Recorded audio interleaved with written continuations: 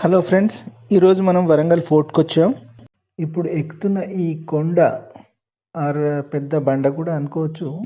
ఇది ఏకశిల ఓరుగల్లు. ఈ కొండ పేరు మీదనే ఏకశిలా నగరంగా పేరు పొందిన ఓరుగల్లు పట్టణం ఏర్పడింది. ఇది వరంగల్ ఫోర్ట్ లోపల ఉందన్నమాట. చాలామందికి ఓరుగల్లు తమిళ పదంలా అనిపించవచ్చు, కానీ అది అచ్చ తెలుగు పదం. ఓరు అంటే పెద్ద అని అర్థం. కల్లు మీన్స్ పెద్ద రాయి, బండ అలా అనుకోవచ్చు. మనకు తెలుగులో ఇంకా ఆమనగల్లు, చాగల్లు, భీమగల్లు, చిన్నగొట్టిగల్లు ఇలా చాలానే మన తెలుగు ఊళ్ళ పేర్లు ఉన్నాయి కదా. అలాగే బండకి సంబంధించిన వస్తువుల పేర్లు తిరగల్లు, వీరగల్లు, సన్నికల్లు అట్లా తెలుగు వస్తువులు కూడా చాలా ఉన్నాయి కదా. పైకి రాగానే మనకు ఒక మూలమూర్తి లేకుండా ఒక శివాలయం దర్శనం ఇస్తుంది. ఈ దేవాలయం ఫౌండేషన్ లాంటిది ఏది లేకుండానే అలా కొంచెం ఏటవాలుగా ఉన్న వలపరపు బండపై కట్టేశారు. కాకతీయుల నిర్మాణ కౌశలానికి ఇది కూడా ఓ మచ్చుతునకగా చెప్పుకోవచ్చు. సుమారు 800 సంవత్సరాలకు పైగా అన్ని రకాలైన ప్రకృతి విపత్తులకు తట్టుకొని నిలబడింది ఈ ఆలయం అంటే ఓ రకంగా ఇది అద్భుతంగా చెప్పుకోవచ్చు మనం. ఇక్కడే పక్కన ఒక వాచ్ టవర్ ఉంది. ఇక్కడ చూస్తే వరంగల్ ఫోర్ట్ మొత్తం కనిపిస్తుంది. ఈ గుడి లోపల చూస్తే అద్భుతమైన నిర్మాణ శైలి.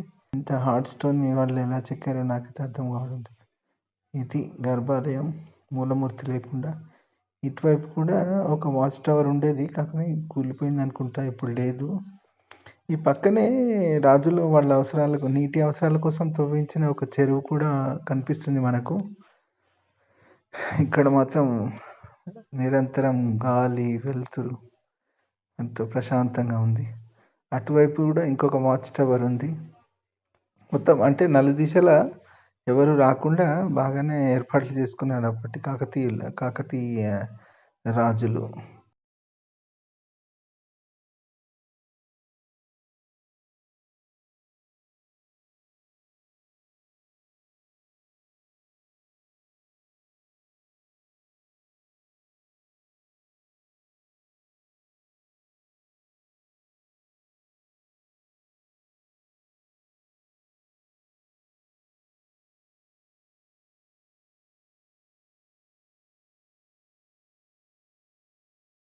చుట్టూ నగరం అంతా, ఫోర్ట్ పరిసర ప్రాంతాలు మొత్తం ఇక్కడి నుంచి కనిపిస్తాయి.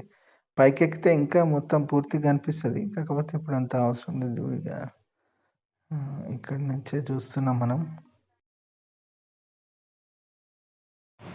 అద్భుతమైన సన్సెట్ సీన్ ఇక్కడ నుండి కనిపిస్తుంది.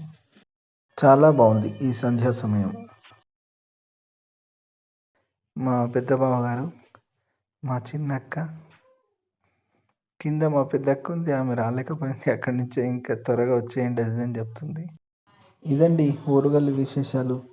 Please subscribe, like, share and comment my videos. Please stay tuned to my channel. Thanks a lot.